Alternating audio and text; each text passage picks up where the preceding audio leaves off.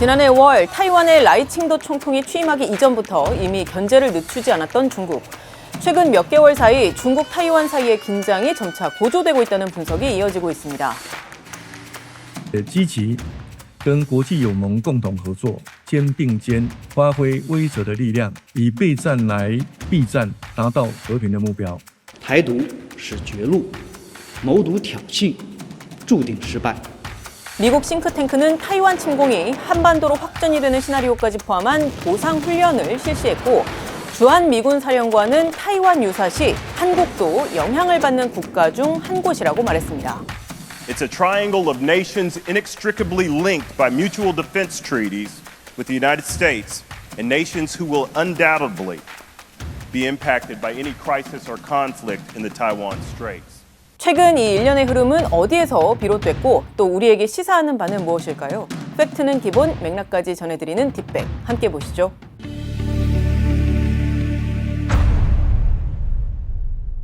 사실 시진핑 중국 국가주석이 타이완을 2027년까지 성공적으로 침공할 준비를 갖추도록 군대에 지시했다. 이렇게 알려진 이 한 문장은요. 지난 2022년 10월 윌리엄 번스 당시 미국 CIA 국장의 CBS 인터뷰 발언에서 확인하실 수 있는데요. 물론 이전에도 미국 전직 당국자들의 우려와 예측은 제기돼 왔습니다. 여기에 시진핑 중국 국가주석의 사연임 결정 시점이자 인민해방군 창설 100주년이라는 점이 더해지면서 2027년이 마치 중국의 무력 침공의 시한인 것처럼 여겨진 측면도 있습니다. 이듬해 이어진 그의 추가 발언까지 종합을 해보면요. 시진핑 주석이 2027년이나 다른 해에 침공을 결정했다라는 의미는 아니지만 2020년대 후반으로 갈수록 잠재적인 충돌의 위험이 점점 더 커지고 있다. 이 정도로 정리할 수가 있습니다. 그런데 그 이후에 라이칭더 총통이 실제 당선이 된 지난해 5월 이후부터는 양측 간의 군사적, 비군사적 움직임에서 모두 심상치 않은 움직임이 있었던 것은 사실입니다. 우선 첫 번째로요.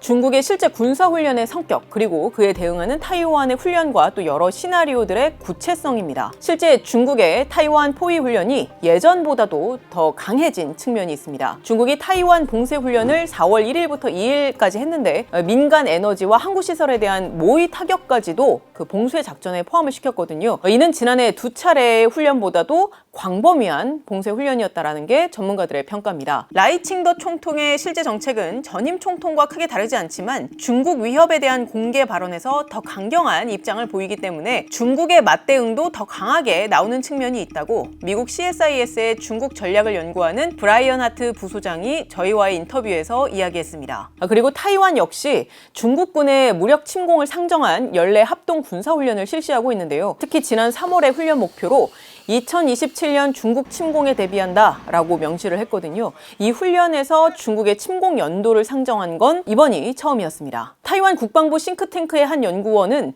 올해 훈련이 지난해보다 더 늘어난 건 실제 상황에 더 근접하도록 하려는 데 목적이 있다 라고 말했습니다. 중국과 타이완 양측의 국방 예산도 한번 살펴보겠습니다. 물론 중국은 타이완만을 겨냥했다라기보다는 미국을 견제하는 의미가 훨씬 더 큰데 일단 중국의 국방 예산 증가 추세를 살펴보겠습니다. 2025년 국방비가요. 전년 대비 7.2% 늘어난 1조 7,847억 위안, 우리 돈으로 약 341조 8,949억 원으로 책정이 됐고요. 타이완도 국방 예산 늘리기는 마찬가지입니다. 라이칭더 정부 출범 이후 첫 번째 예산안인 2025년 총 예산안에서 국방 예산은 6,470억 타이완 달러, 우리 돈으로 약 29조 7,813억 원으로 역대 최대를 기록했습니다. 타이완 국방부 싱크탱크의 여론조사에서도요. 응답자의 약 51%가 타이완의 국방 예산 증액에 찬성한다 이런 입장을 밝혔는데 50%를 넘어선 게 이번이 처음이라고 합니다. 그러면 비군사적 위협에는 어떤 것들이 있나요? 타이완의 한 싱크탱크의 분석에 대해서 먼저 말씀을 드리겠습니다. 타이완의 한 싱크탱크는요, 최근 발표에서 중국이 타이완에 대해서 어떤 그 폭력 조직을 동원한다거나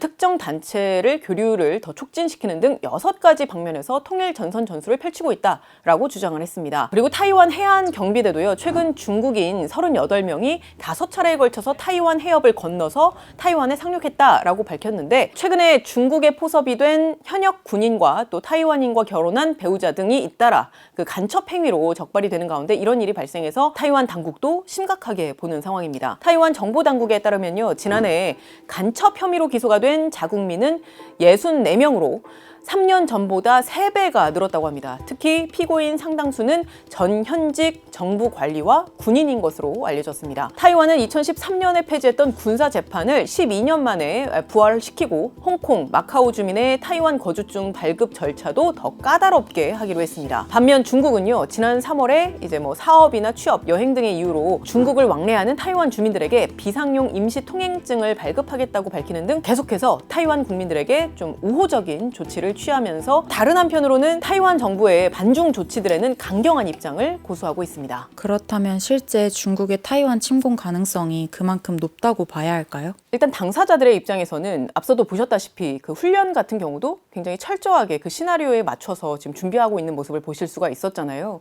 그만큼 대비를 철저하게 하고 있는 모습인데 중국, 타이완뿐만이 아니라 미국도 그 시나리오에 있어서는 전면전 시나리오부터 시작해서 회색지대 전략이라고 볼 수 있는 부분에 있는 영역의 시나리오들까지 상당히 다양하게 준비를 하는 모습을 보실 수가 있습니다. 무력 침공 시나리오부터 말씀을 드리겠습니다. 먼저 전면전 시나리오입니다. 미국의 한 싱크탱크는요, 미국 국방부 산하의 국방위협 감축국의 지원을 받아서 이른바 가디언 타이거 TTX, 그러니까 도상훈련 보고서를 만드는 바가 있습니다. 이게 뭐냐 하면요, 2030년에 중국의 타이완 침공을 가정을 한 도상훈련이라고 보시면 됩니다. 중국의 타이완 상륙작전이 예상보다 강한 타이완의 저항과 미군의 효과적인 타격으로 인해 차질을 빚기 시작하면서 벌어지는 상황을 가정한 건데요.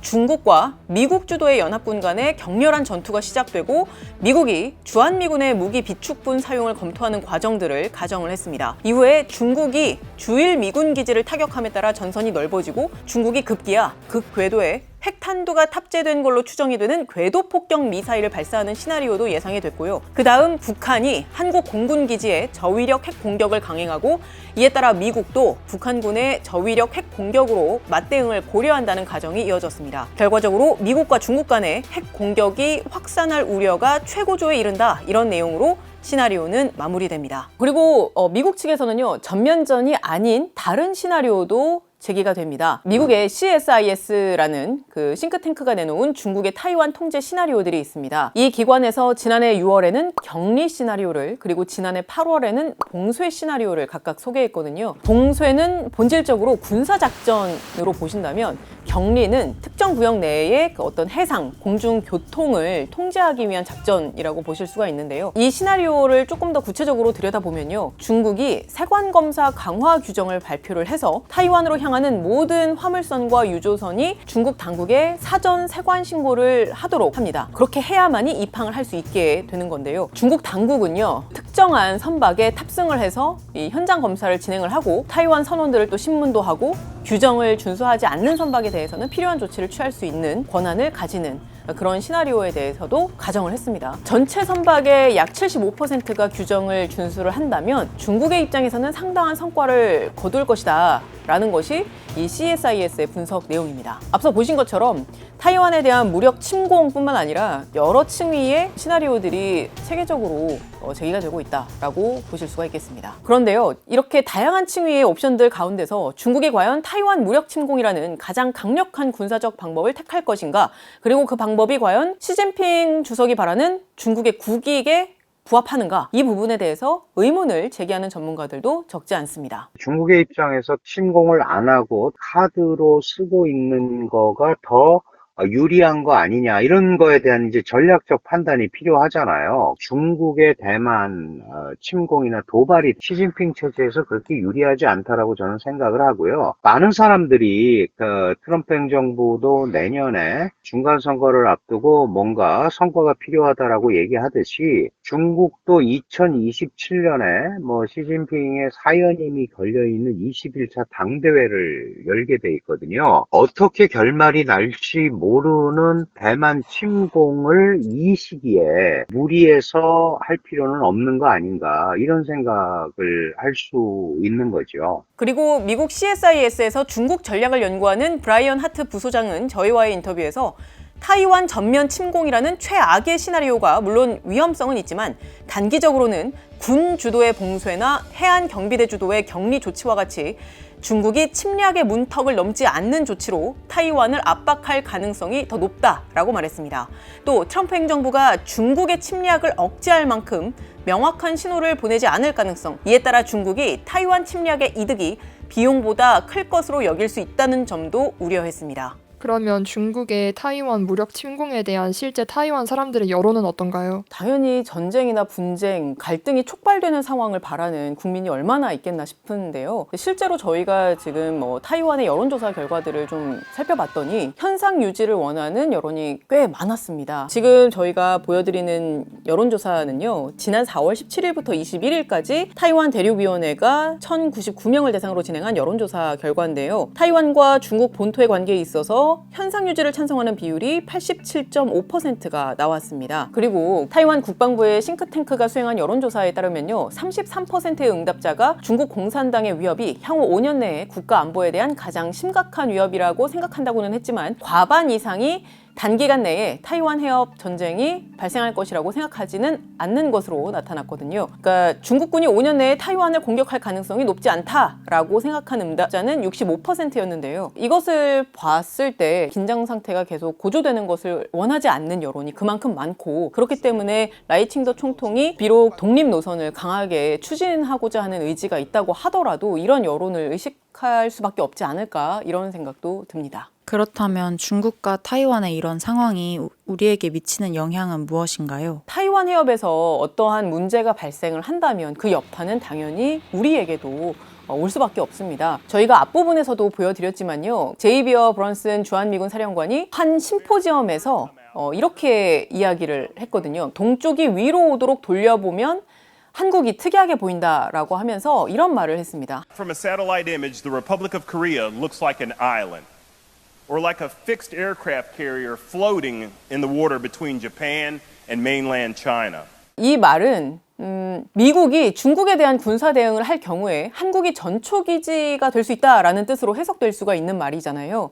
물론 이 사령관은 주한미군의 감축론에 대해서는 계속해서 선을 그어온 인물인데요. 하지만 북한을 억제하는 전통적인 주한미군의 임무를 확장해서 중국의 타이완 침공 시 역할을 해야 한다 라는 걸 강조한 걸로도 볼 수가 있습니다. 주한미군 사령관이 직접 타이완 유사시에 한국이 영향을 받는 국가들 중 한 곳이라고 발언을 한 것도 사실 처음 있는 일이거든요. 그래서 저는 이미 우리가 일정 부분 영향을 받고 있는 측면이 있다고 생각합니다. 가령 지난 3월에 헤그세스 미 국방장관이 일본을 방문했을 때 일본 측으로부터 이런 제안을 받았습니다. 일본, 미국, 호주, 필리핀, 한국을 포함하는 하나의 전구, 즉 하나의 전쟁 구역을 만들자라고 하면서 한반도와 동중국해, 남중국해를 하나의 전쟁 구역으로 설정하는 안을 제안받았거든요. 미국은 그동안 한반도는 주한미군이, 그리고 동중국해와 타이완 해협은 주일미군이 관장하는 별개의 전구로 간주를 해왔거든요. 그런데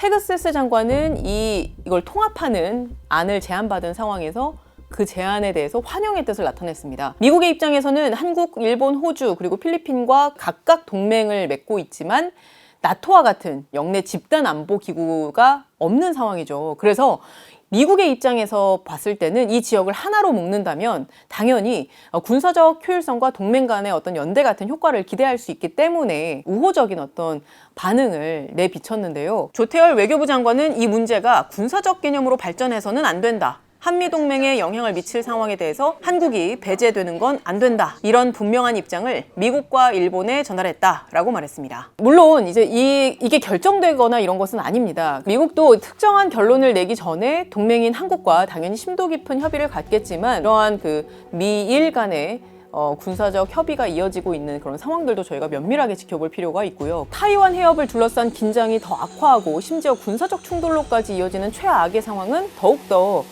우리에게 분명한 영향을 미칠 수밖에 없겠죠. 한국 정부도 면밀하게 외교적, 군사적, 경제적인 측면에서 대비 전략을 잘 가다듬을 필요가 있겠습니다. 저희가 오늘 준비한 내용은 여기까지고요. 어떤 콘텐츠를 다뤘으면 좋겠다 하는 의견이 있으신 분들은 지금 이 영상의 댓글도 좋고요. 아니면 저희가 운영하는 별도의 SNS 계정에도 이제 의견을 남겨주시면 저희가 적극 검토하고 또 반영을 하겠습니다. 지난번 편에도 여러분들이 이렇게 다양한 의견들 남겨주시고 또 저희의 그 수상에 대해서도 또 축하해 주셔서 정말 감사하고요. 긴 시간 시청해 주셔서 고맙습니다. 지금까지 딥백의 김혜영이었습니다.